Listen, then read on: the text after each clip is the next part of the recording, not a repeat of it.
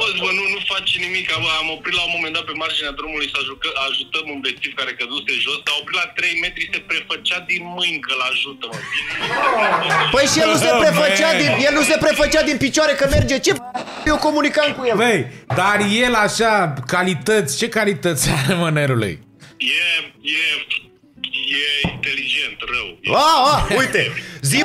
De ce zici că e inteligent? Asta nu lasă acasă cu farfecele atât de inteligente. Mai zi o dată că n-am auzit ce? Nici nevastă să nu lasă acasă să se joace cu farfecele atât de inteligent. Adică zici că e prost? Foarte prost? Cel mai prost prieten al meu. Că tu ai prieteni. Bă, dar...